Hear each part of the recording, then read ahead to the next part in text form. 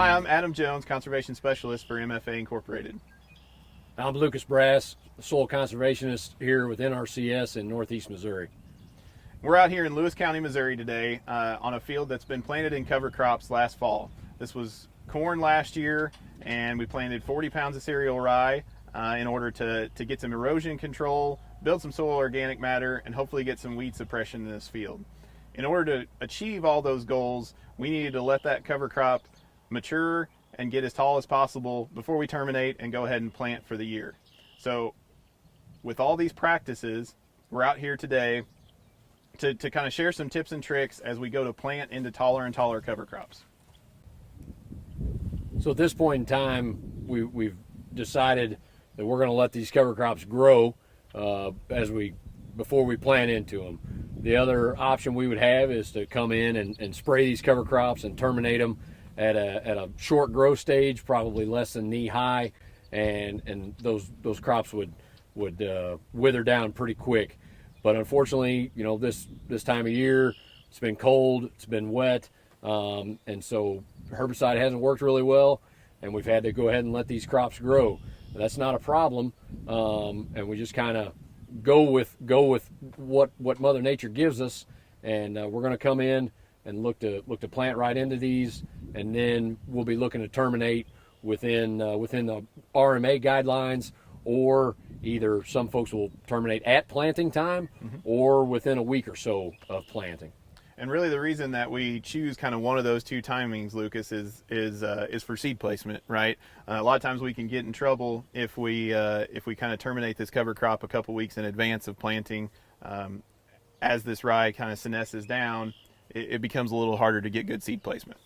I know some guys have visited with me about when the rye is dead or any cover crop is dead, it's more apt to wrap on residue managers or closing wheels on the planter. So a lot of times that green standing living cover flows a lot better through our planting units.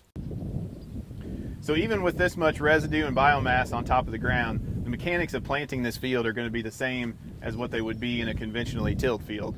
We still need to open the slot, we still need to place the seed accurately, maintain it in that seed trench, and then we need to close it back up correctly in order to get good seed germination and emergence for the soybean crop this year. From a planter setup, as far as your row unit is concerned, when you go into this thick rye or any type of thick cover, get that cover out of the way of your openers. You want to have good sharp openers to cut through to avoid hairpinning and pushing residue down into your seed trench. We've also discussed with folks about a good seed firmer to make sure we're getting that seed down in the bottom of the trench. A lot of times as we move across the field, we've got bounce with a lot of this residue and with some of the covers, so that seed firmer will help get that seed all the way down in the bottom of the trench. Then getting back into the closing wheels, a lot of options out there: spike, smooth, one versus the other, having one of each. You just want something in your conditions. Today we're a little wetter, a little tackier. You may be really dry, but you want something that's gonna press that slot back together and seal it up pretty decent. Okay, so just like in conventional planting, we just want to check our seed depth. So you want to move the residue away just like the row unit would have done.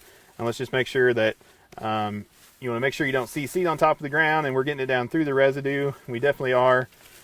And so if you can see it, here's our bean right here. Just over an inch deep is what it looks like, which is perfect. Special thanks to Missouri NRCS for helping with this video. If you're interested in integrating cover crops into the management of your farm, NRCS has programs to help with startup costs, and we'd encourage you to contact your local USDA Service Center or myself. That's conservation@mfa-inc.com.